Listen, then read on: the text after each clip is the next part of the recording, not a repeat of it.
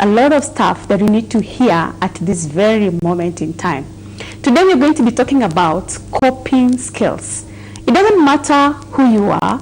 At one time, whether you are happy, whether you think you have everything you need in this life, time comes that you need to cope with some difficulties in your life. And today, we are going to be talking about coping skills. Please sit back, enjoy this view, and see you all the way. Welcome. Thank you very much. Yes.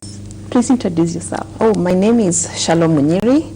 I'm an author, coach, family mentor, and basically I work with young children and teenagers and youth as far as teaching them life skills and the coping skills that you're talking about are concerned. Yes. Okay. Welcome, Shalom. Thank you very much. Good to see you. It's been a long time. It's been a while. Yes. Good to see you. So we're talking about coping skills. Yeah. And what puzzles me is that whether someone is happy, whether they are stressed, whether they have all the money they have made, whether you take your children to the best of schools, time comes that people face difficulties and they need a way to cope with them. Are we well equipped to cope with challenges that come in our way? I don't think so. Okay. If I could say, like in general, maybe not. Maybe not. And again, it is who are we? When we're saying are we well equipped? Yes. There's the children, there's the young Parents. people, there's the parents.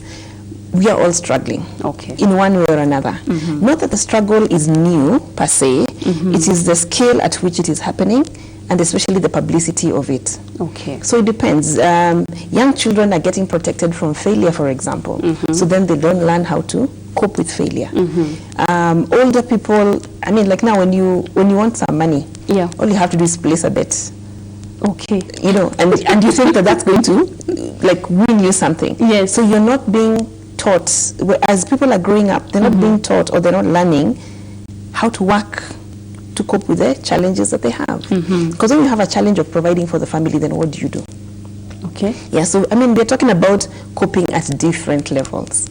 Yes. And which is so broad. It's very broad. It's so broad. It's very broad. And everybody is trying to cope with something. Yes. You know, one of the things that I find challenging and difficult with coping is that everybody has to do it at some point in their lives. There's no time you can actually say, I have gotten to this age, I need nothing to cope with, or I have already overcome all challenges in my life. Yeah, and you see the youth, when they are broke, they need to do something.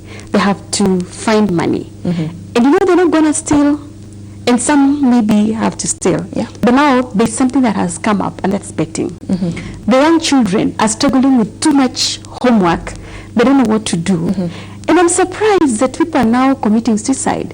Some of the youth also are facing breakups, you know, and you're like, that guy hanged up on me, you know, that chick just walked out on me, so am I going to commit suicide? What am I going to do, you know? And you're thinking, should I tell my mom such a thing?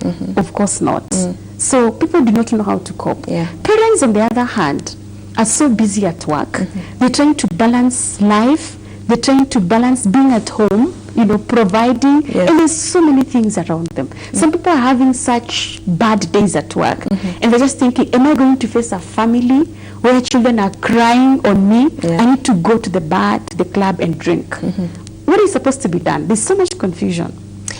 I think it starts very early, but I think it's conversations that we should be having. Okay. Even amongst friends. We should be having. We should be having them, whether it's among friends, within the family, from the church setting, within the offices. I mean, if you're the HR person, are you empowering your staff members to think about some of these things? Because coping is not just about the negative stuff. How are we showing our kids to cope with success? Because if they are too successful, I don't know that you'd call it too successful. Very successful. Let me take the life of a person right through school, and they're passing, they're number one, they're the head girl, head boy, you know. Everything is coming fast. Yes. Have we taught them to cope with that success?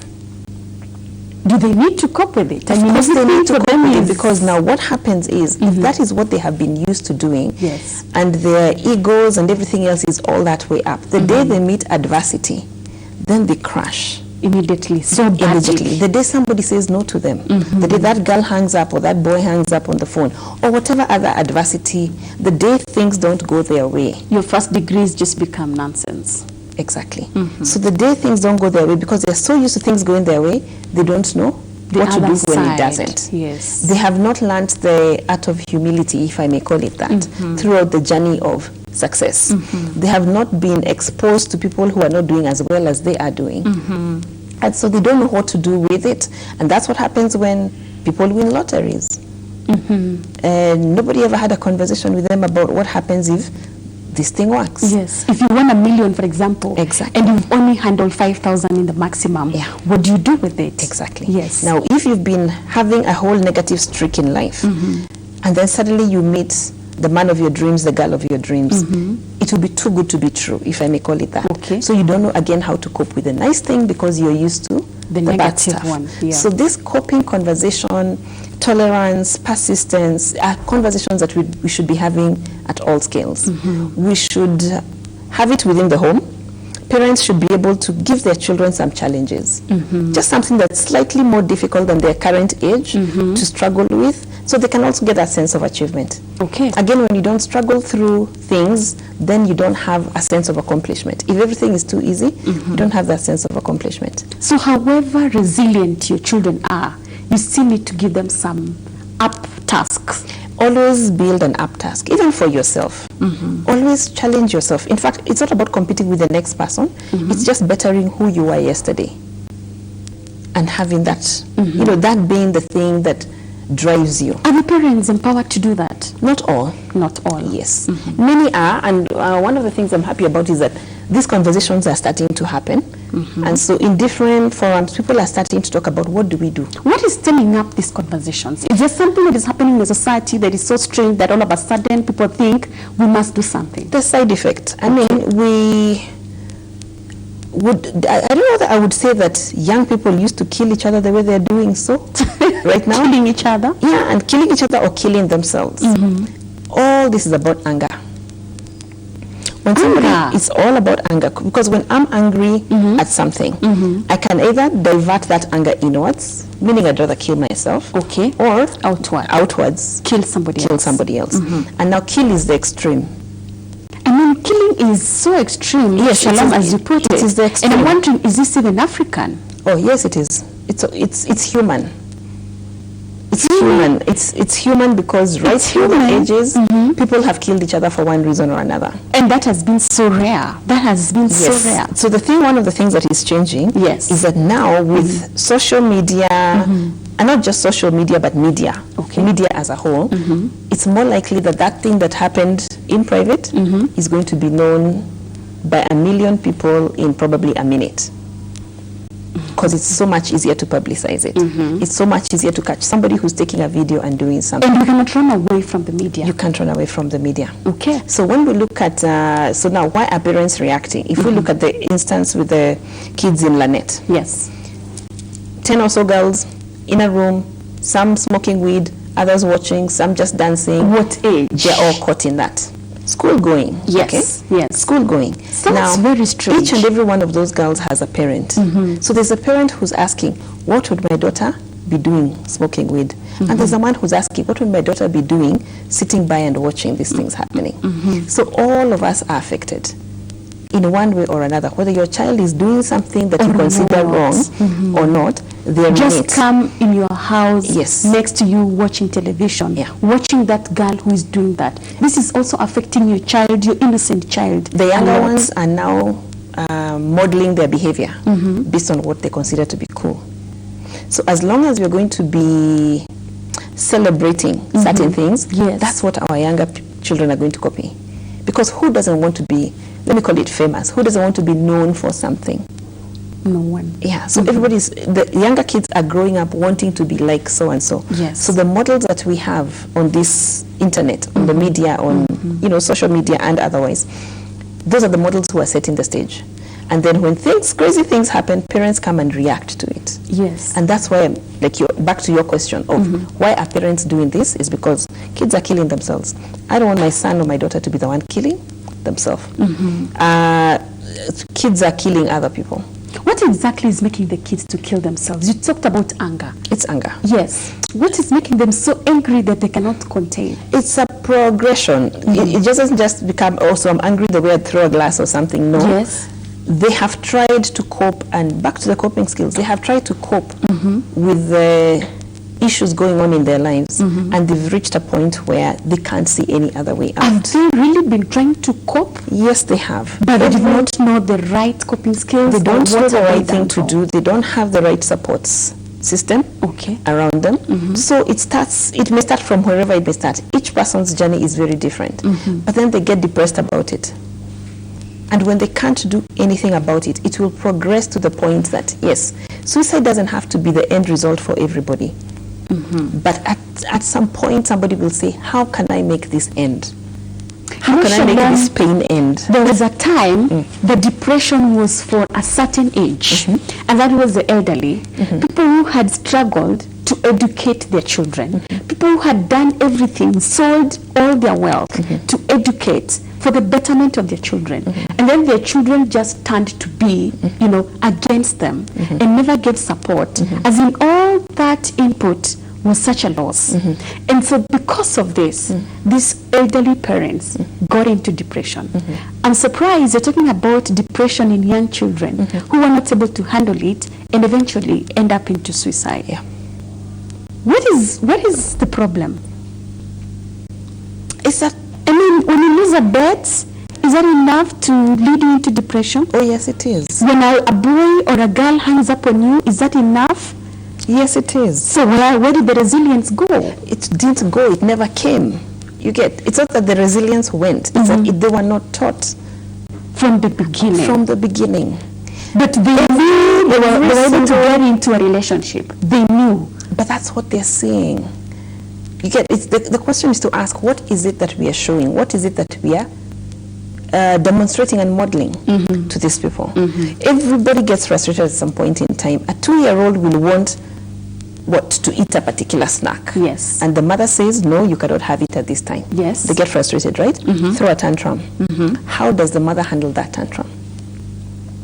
Now, if they're going to get their way after they have thrown the tantrum, that's a wrong lesson that's being taught.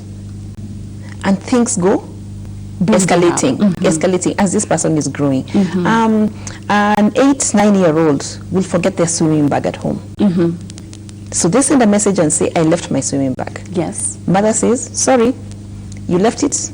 It's up to you. When that child gets frustrated, comes and takes out their anger on anybody, whether it's at school or at home, how the people around them deal with it sets the stage and shows that this is how to cope with some of these things. So I'm saying that the lack of resilience is something that is developing as they grow. It's not something, nobody just woke up one day and said, I'm going to get angry because my girlfriend has hung up on me.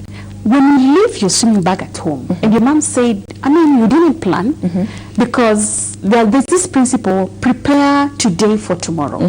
So if you didn't prepare today for tomorrow, you have no one to blame except yourself. What's wrong with your mom telling you it is fine, you'll have to let go of your swimming today? Actually, what should the mother do? The children who are having their mothers do that are coping better than those who having their mother saying no. Yes, those are coping better because then they learn the lesson and they remember to plan better the next time. But now, more and more often, the parents are running, send a border, send the house help, send the watchman, send whoever, run and get that bag to be sent to school. So what we are seeing more pay for of an is Uber to get bag. What we are seeing more and more of is not parents saying, no, you handle your problem. It's parents solving the problem for the child. And it's happening right through the stages, into high school, into university. So the parent is the core cause. I wouldn't call it cause, but they are contributing to it. The core contributor. They're not the core contributor. I'd say they're the core influencer. They can change the story. Yes. They can change the story. But I cannot say they're the ones who are causing it. But there's so much pressure. Exactly. On the parents. Exactly. There's so much pressure. So shall we say then that the workplace is the cause of the pressure on the parent? Even the family. Yes, if we keep saying that cause, we'll find a place to lay the blame and never do anything about it. Because I may say that my boss has given me too much work, so I don't have time for my kids. Now, my boss is not the one who makes my decisions for me. But what are you supposed to do? You're supposed to be at work, Shalom. Yes. When you stay at home, you don't get the money to make up the living for your children. Yes, so what do you do? And that's why I'm saying, back to, we should be having these conversations all the way, whether at work or at home. We can trivialize the matter, or, there's so many options. There's people, there's those people who have made the choice to quit the job. Yes. Because this is what it's doing. To be maybe stay-at-home moms. Be a stay-at-home mom, be a stay-at-home dad, whichever way you work it. There are those who choose to start businesses as opposed to employment. Yes. There are those who are qualified enough to change into a job that works better for the family. Okay. There are organizations that are starting to adopt the flexi hours and giving people a chance to work from home, etc. Yes. There are so many ways of working this out. There are people who are saying, okay, fine, this is my job. I'm a single mom. I don't know what to do. They are getting friends around them who can support their children while they're away. So the solutions are very many.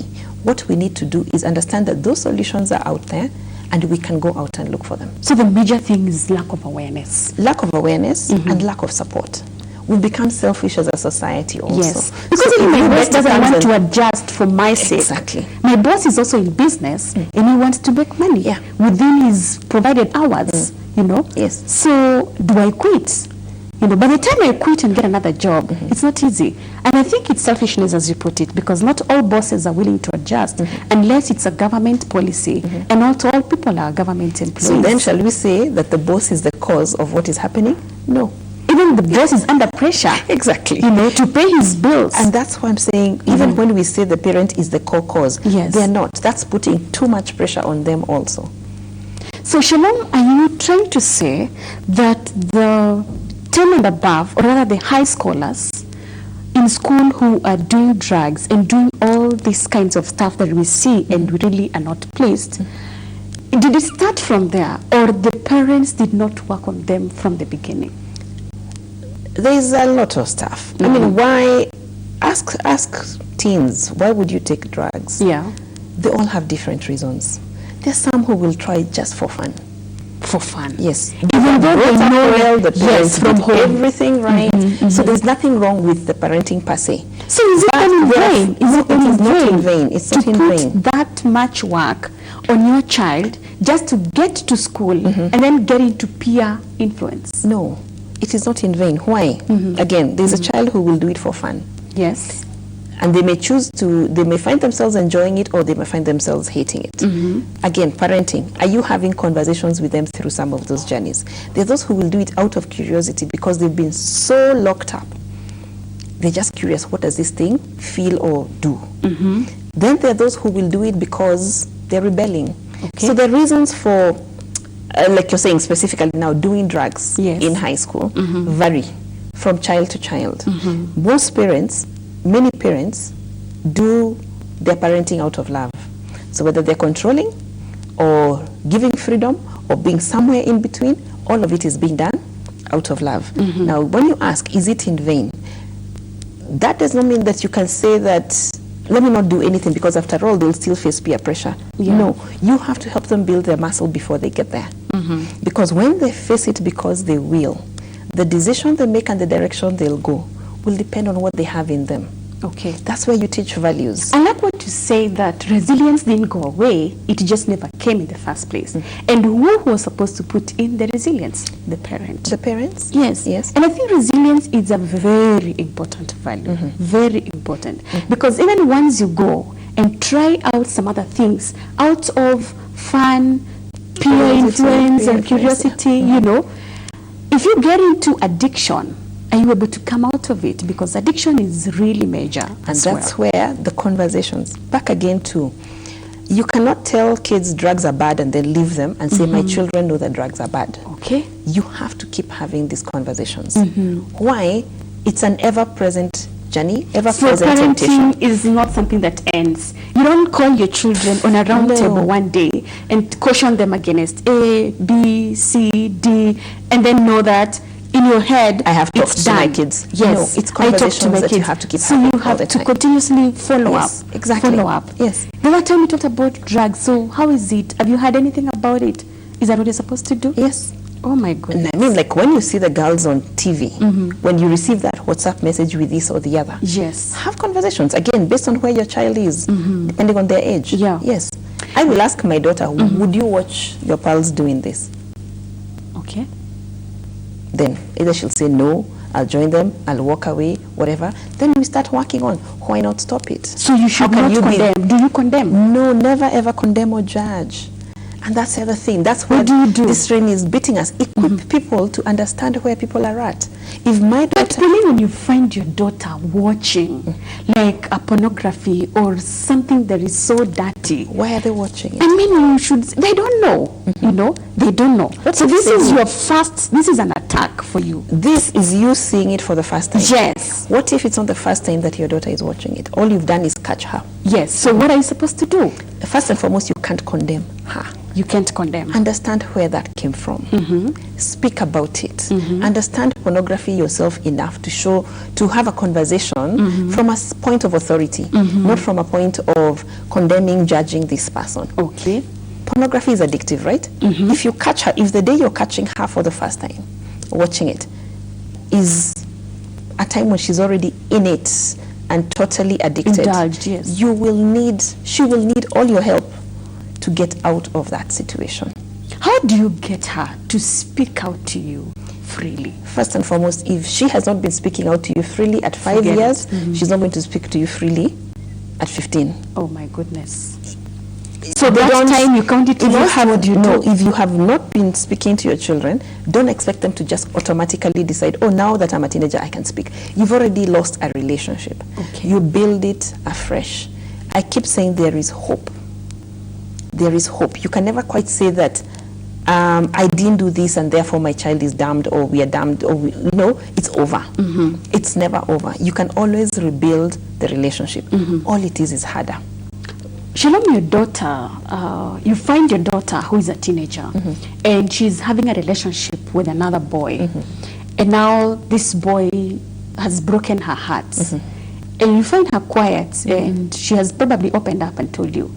How do you teach her how to cope? Okay. First and foremost, let's talk about relationship. When you say having a relationship, Yes. what is that? Have they just gone out? Have they been having sex? You know, are they just crash level? Yes. I would establish where Is it? is this relationship on the scale of relationships. Yes. Then we deal with why the heartbreak comes. The fact that it's gonna happen. Now with my daughter in particular, Yes. mine in particular, these are conversations we started having from when, you know, she would look and admire boys and say, this one looks good. I tell her what we are doing is admiring God's creation. Right? Okay. So God created and so it was good. Yes. So our conversation started a long time ago. Now, if, for instance, they had never begun, and I just come and I find my daughter quiet, first and foremost, I may not even know why she's being quiet. I may call it teenage moods. You know, we like saying, oh, they're just moody. Yes. They're not just moody. Something has happened. Fine, they go through the moods, Yes. but they're not just moody. They're not just hormonal, right? So if I have not been having any conversation, it will be hard for me to start. Okay. But let's say I decide, okay, now because of the things that have been happening, I'm going to pay a bit more attention to what's been going on, and I want to start talking with my daughter. The time to start is not when there's a problem. The time to start is when there are no issues. You know, go out to the mall, do shopping, start building a relationship. So if they say that boy is cute, what are you supposed to answer? Is he cute? No, do you agree with her or not? Of course, if she has seen that the boy is cute. Yes, I would say, yeah, he is. If he is, he is. Uh-huh. Because that's the fact. Yes. Yes. So if he's cute, That's fine. We are appreciating the fact that he's cute. and then next, So do I want to sleep with him or not? Do I want to date him or not? You go through because the conversation. there's not only one boy or one girl who is cute. Exactly. She's gonna meet the next one on the next floor. Exactly. Yes. Yes, So, and that's the conversation you have with them. Yes. so you're like, okay, as much as many boys are cute, just choose one. No. Why do you have to choose? What am At I that supposed point to in do? time when you're a teenager, why do you have to choose? In fact, one of the things we tell them is socialize, don't specialize. Okay. Right? So socialize. This one is cute. If it's about he asks you out, then go out. And Yes. do what? Have ice cream. Take a drink. Whatever it is that tickles your fancy. But know the limits. Okay. Set boundaries. We're not Yes. having conversations So about I go out boundaries with with our you, children. I pay for myself, or you pay for us. Depends on how we are at. Okay. If the guy says he's going to pay, fine. But one of the things I teach girls is never go out without enough to pay for your own bill. Yes. Okay. Yeah. That's really strange. And build it from, because like now, one of the things when you ask girls what's the right age to start dating, the age is going lower and lower as the years go by, right? And so fine. Like the So age of consent is going down. 13, 14, yes, even the age of consent is going down. Yes. I asked some children if they're okay with the age, that age of consent going down. 13, 14-year-olds are horrified by that idea. Okay. And I don't think that anybody quite asked the teenagers what they feel. I think this is an adult decision being made. Yes. But I've not engaged with it enough to figure out, like, you know, why. But when it comes to this dating thing, if they want to start dating early, decide what your values are as a parent, what your decision is going to be as a family, or whatever it is. Back again to relationship and conversations. Have these conversations as you're growing with this child. So that if they're going to date, if you both agree that they're going to date, teach them dating etiquette. Shalom, recently I got so surprised. I met a dad, and this dad told me, Betty, you know what? I just woke up and realized my 10-year-old daughter has grown breasts. And I was like, you live with her, you've never seen her? And he was like, I just saw them for the first time, and I became so scared that the next time she was sent to the shop, I was literally looking at my watch. Like, it's been 5 minutes, she's not back. Someone is going to deceive her because I know she is so innocent. Yes, the fear has come so strongly into the hearts of this parent. Do we victimize growth? Do we put a comma and say, don't grow up right now, just wait until I'm able to digest this? I believe everybody wants the little girl to remain that little girl. not to be messed up by society or the you know, you want to protect your little girl, your little boy from the big bad wolf out there. Yes. Whoever that might be or whatever that might be. Yes. So for this man looking at his daughter, he has so many other things going on in his mind. First and foremost, as a man with experience. Yes. Yes. He already knows, he understands from a man's point of view What's going on. what men see when they see A girl. or a woman or whatever. Now, pedophilia has become a big deal. Okay. So he's imagining there's that man who's going to look at my daughter and think this is what's going to happen. Again, too much information coming into our minds about what's possible out there. What happens? We start panicking instead of equipping the girl to understand herself, to understand her body. Can a dad do that? Yes, he can, and why not? Okay. Yes. He's the best authority. When a woman tells a girl, this is how men look at you, and when a man tells a girl, this is how men look at you, who has more authority? Of course, the man. Yes, because he knows what he's talking about. Yes. Yes, so I can do that. Okay. And I'm not talking about necessarily going into whatever he finds uncomfortable. It is making this girl understand this is how guys will see you. This is how they relate with you.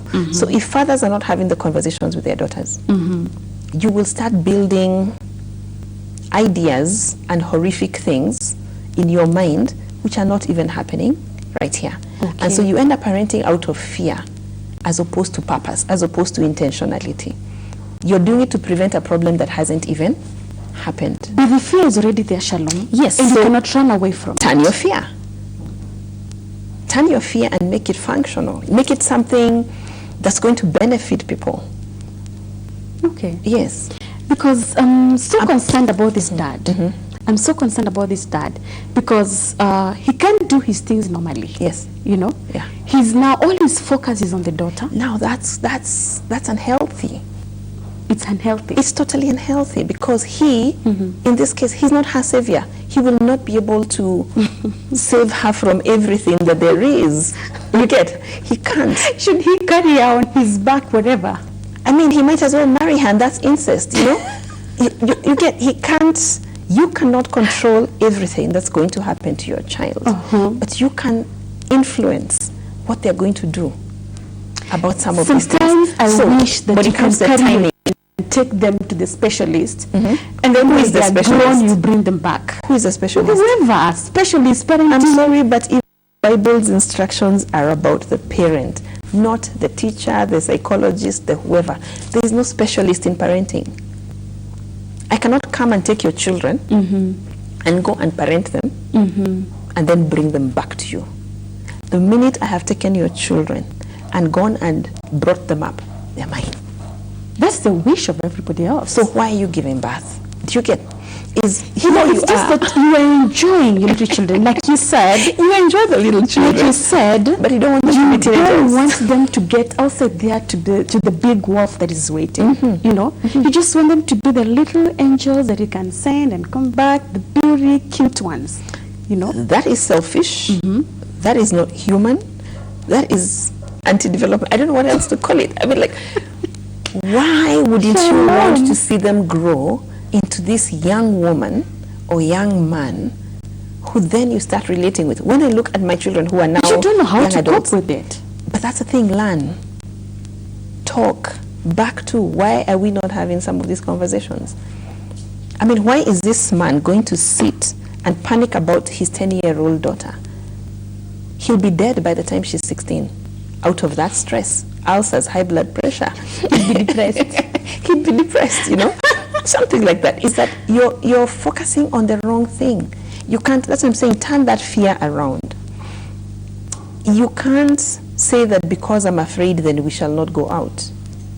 Because I'm afraid, I will not drive. Because I'm afraid, I will not do this. Because I'm afraid, she will never leave my house. One day she will leave your house. And if she doesn't leave, it's going to be a problem. Okay, Yeah. let's take a short break. Viewer, we are taking a very partial break. We are coming right back. I hope you are watching and following coping skills and also learning. How are you coping and how are you teaching your children to cope as well? See you shortly.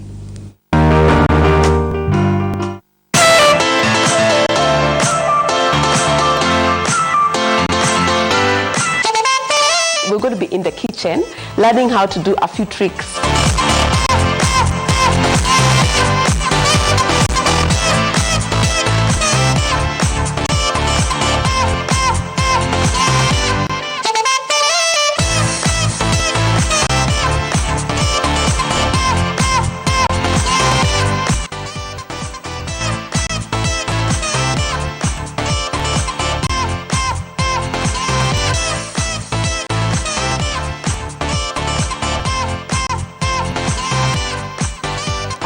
You're going to get the chance to cook this in your homes because it's very quick, it's very healthy, and it's very delicious.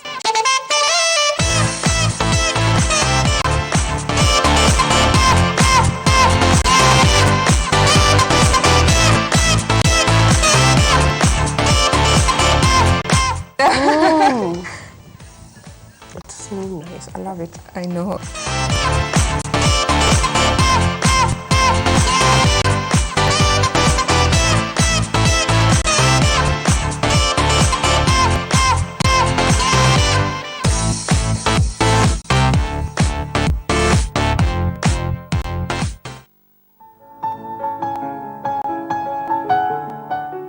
People have dominance over themselves. Why? Daddy, no money. Give me money, I'll buy for you. Daddy, I say I don't have money. I know, Daddy. Can the Ethiopian change his skin? Or the leopard its spots? 예수님이 우리의 모든 죄값을 다 지불하셨기 때문에 예수님 다 이루었다라고 말씀하셨잖아요. So Jesus paid for all the wages of our sin. That's why he could say it is finished. Yesu alipa mshahara wa dhambi ya deni zetu lote, ndiposa akasema kwamba imekwisha. 하나님은 슈퍼컴퓨터와 같은 분이에요. Everyone, God is like the supercomputer. Upendo wa Mungu ni kama hii supercomputer.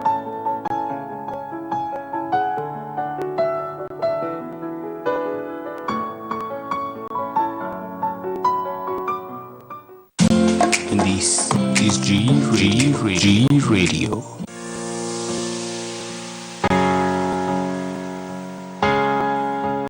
Hello Hello guys and welcome. This is G Radio #1 TV show and we're coming live at GBS TV and I'm your host Isaac Tabitha. I'm the co-host Evan Tinyari and as usual we have our DJ Deko. You can also send your views on my Instagram page and Tinyari_Ego. And also you can get me on our Facebook page as Isaac Tabitha. Thank you so much guys. Keep it here.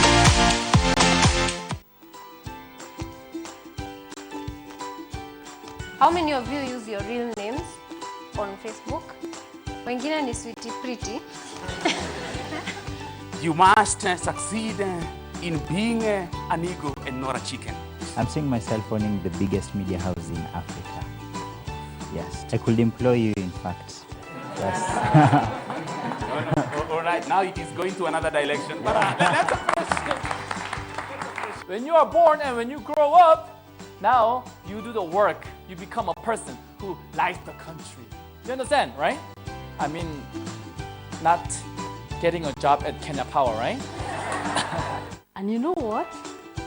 Who you are online is exactly who you are offline. And who you are offline is who you are online. 여러 군데 가서 강연을 많이 해보는데 So I've been to many places to give lectures. 우나일레 와서 이러면 Whenever I say 우나일레 와서 눈썹으로 인사를 대답을 해요. they respond with their eyebrows.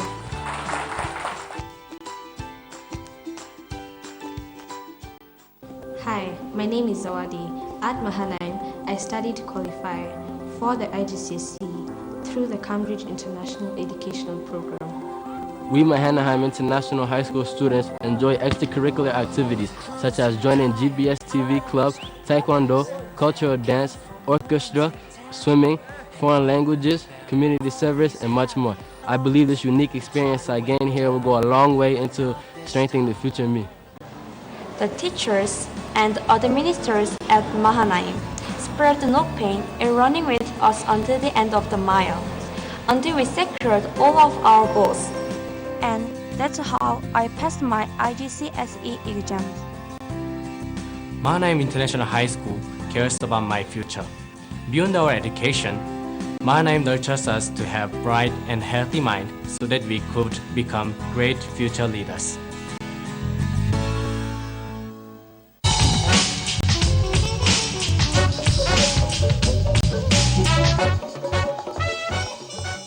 Healing, hope, restoration. Amazing stories of real people like you who have triumphed over tragedy.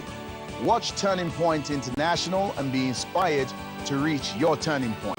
It really ministers to the soul of man, and as a pastor you benefit a lot because people learn and they learn how to cope with issues probably you don't even deal with in your sermons. It's not reality TV, it's real life TV.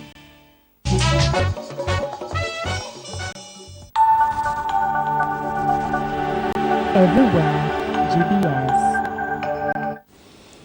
Welcome back, viewer. Thank you for allowing us a brief water break.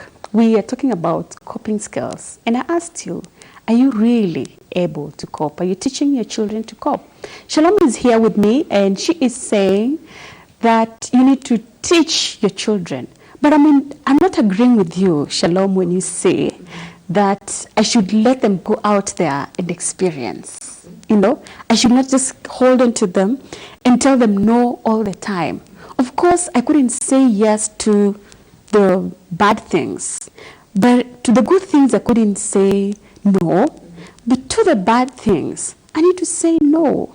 I agree. Yes. But what are you, which part are you disagreeing with? The allowing your child to go out and be exposed, and I don't mean out dating, and I don't mean out into the big bad world. I'm talking about, does your 8-year-old go to the shop? Of course. Do they buy stuff for themselves? Do they come back and know how to handle money? They know how to cross a road. They know how to do those basic things. Yes. Those are the things I'm saying, let your child go out. Okay. Why? When they're 8 and they know that if I cross, the road, this is how I cross the road, this is how I go to the shop, this is coming back, my change, talking to strangers, etc.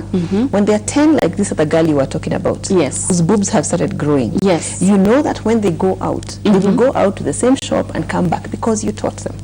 Now when you start, like now the father you were talking about, locking her up, now that her boobs have grown, she cannot leave. How long can you stop that? And even though she goes, she's going to meet a man on the road while coming back. She knows the road. Yes. So she's going to meet a man. Yes. And then? So you need to teach her how to cope with that. Yes. How to manage that process. And how does the man need to cope with that? The dad. I mean, this is something, how would I put it? It's so scary, Shalom. Scary does not mean that you just sit back and say, I'm scared, therefore I won't do anything about it, or I will stop everything from happening. So how does he cope? How does he cope, or how does he teach the daughter to cope? Yes, how does he teach the daughter to cope? And first and foremost, he needs to cope with the fear first as and foremost, well. he's the one who's afraid, not the girl. Okay. The girl is not noticing that her boobs are, you know, nowadays on her t-shirt there's... Yeah, so what? But she doesn't link the boobs to the guy at the shop or the guy she's going to meet on the way. That has nothing to do with anything. Okay. It's the father who is doing it. Okay. Right? So two people here need to deal. The father has to deal with his issues. Yes. Why? What is he afraid of? Whatever he has been told would happen? Yes. Or, unfortunately, if I can even dare say this, whatever he himself has done. Right? So he may have done certain things that he regrets, and he says, no man will ever do this to my daughter. You know, kind of thing. So the fear is the news that he has watched. News is watched. Something what he's exposed to. Yes. What he has had, you know, and what he has done. And what's happening in the society right now. Yes. Yes. Now, if that is the fear that is informing him, he has to get over his fear. Okay. That's one. And do something. He's the adult. He has to figure out how he's going to get over his fear. But how about the girl? They need to be having conversations. First and foremost, I don't know why anyone would release a kid to a shop if they have never walked with them before. Okay. All right? And now, if you have walked with them to the shop before, you have talked about the people that you're meeting on the way. Shalom, I am concerned about your daughter. You have grown, you have grown kids. You say they're 16 and 23. So your children are big, your daughter and your son, and you can comfortably talk about this now because I guess they have grown.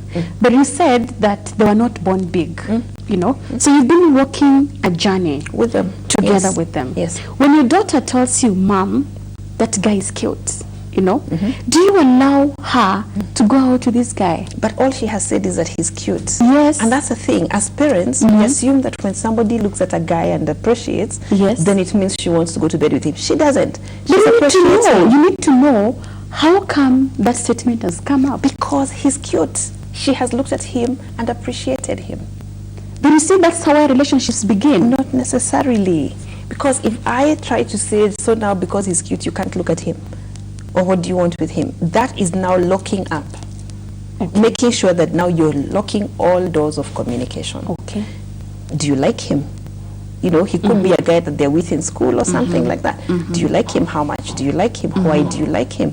What do you like about him? Those are the conversations I should be having. Yes.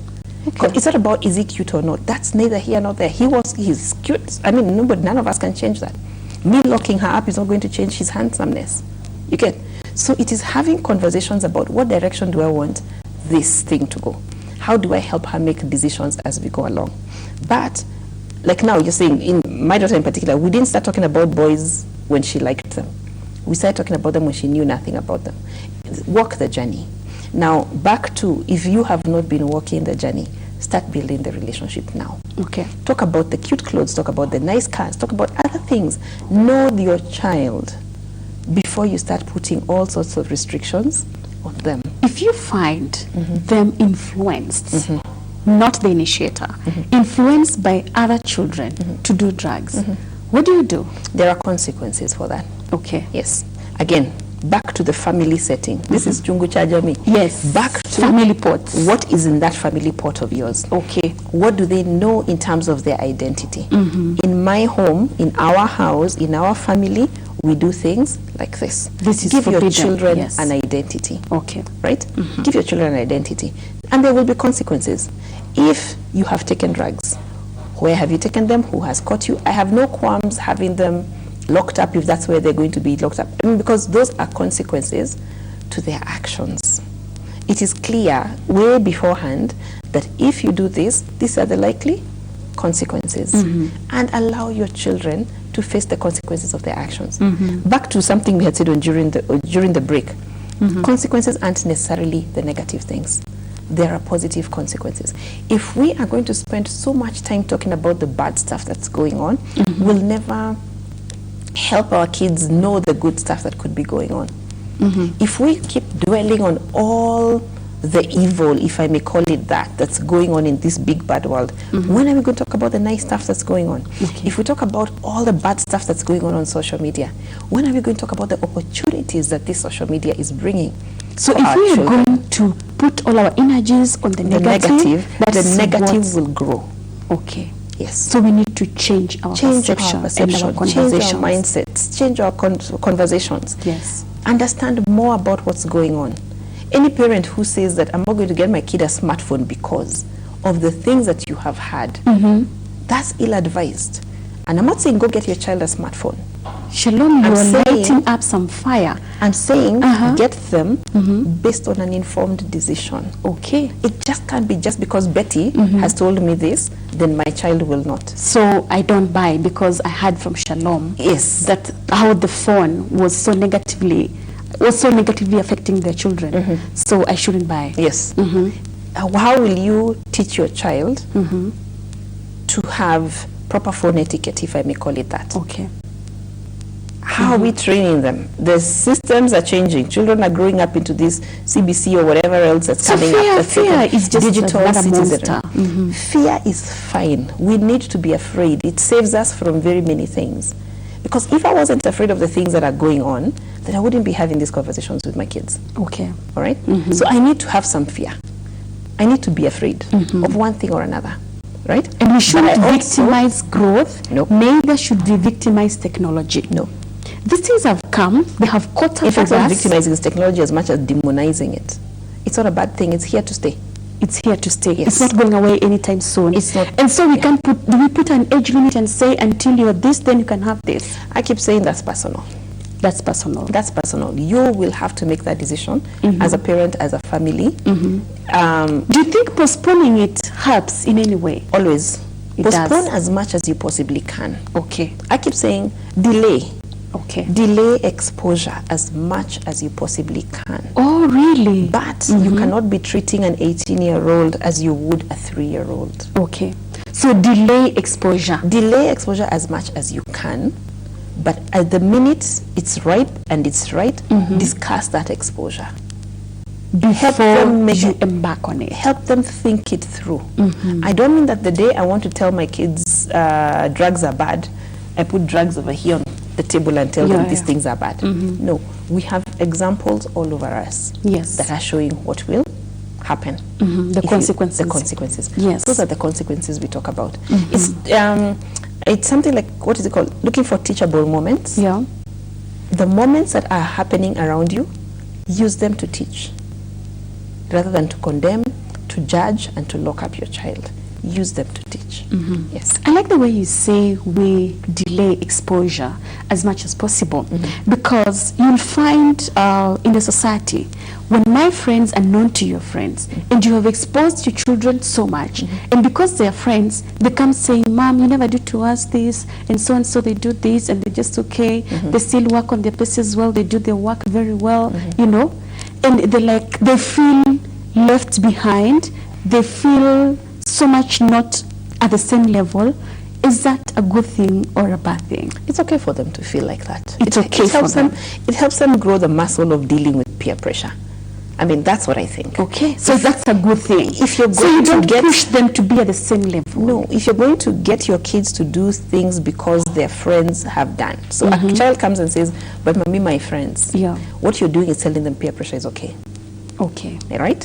But when you have a conversation and say, this is why I'm saying no, and you're not going to get this until whatever time you agree that they're going to get it, you're teaching them to delay their gratification, to not follow, to not do things just because other people are doing. That's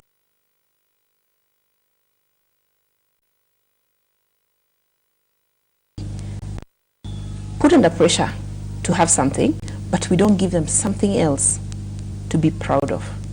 We don't give them something for them to feel good about. So for instance, everybody says, we have phones. Yes. What if this kid of yours is actually the best basketballer? Okay. Can you make him proud of that thing that he has? Yes. And leave alone the phones. Yes. I mean, are we able to help our kids get something to be proud of that makes them feel, even I have something that you don't have? Are we able to show them how to appreciate some of the stuff that and they have? upgrade what they have? Are we teaching contentment? Yes. Wow. Yeah. Wow. Shalom, that was very nice.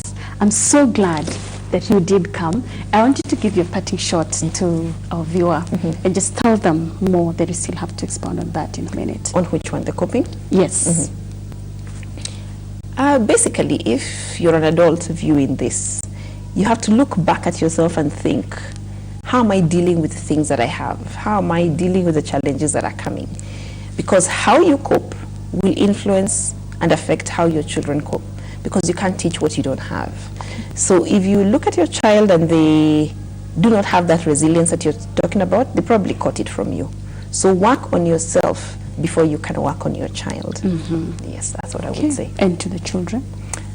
And to the children, enjoy. I keep saying children need to enjoy being children, because there are tough times ahead. But when you met with something that's a challenge, when you met with something to celebrate, have somebody close to you, a parent, a friend, an auntie, an uncle, that you can actually cope, that you can actually celebrate with and talk to about how to cope with whatever the issue is. You're struggling in school, talk to somebody about your struggle. You're struggling with your friends, talk to somebody about your struggle with your friends. Good. Don't keep it to yourself. This has really been awesome, Shalom, and I really appreciate. Thank you very much, viewer, for having been just glued on your screen. I believe you have enjoyed this episode, this viewing. It has really, really been educative. I hope you have carried a lot of things inside of your hearts from this particular show. The parents, you have been advised that if possible, as much as you can, delay the exposure, and children talk as much as you can about everything that surrounds you without caring how little, how small it is. It's all very, very important. You have been at Chungu Jamii enjoying this viewing. I'm so thankful also to the guys behind the scenes and behind the cameras. It has really been a very good time. Thank you so much for watching. I have been your host. My name is Betty Akuku. See you next time.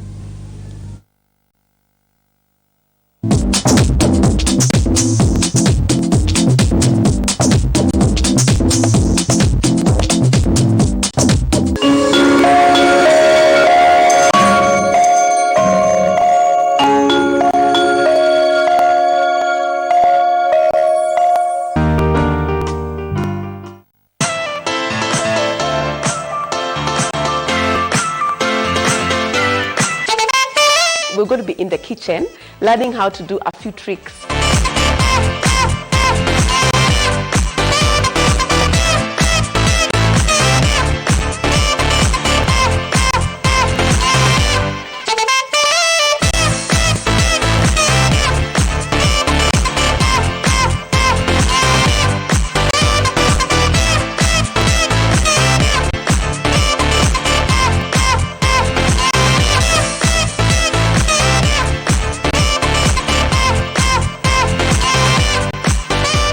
That you're going to get the chance to cook this in your homes, because it's very quick, it's very healthy.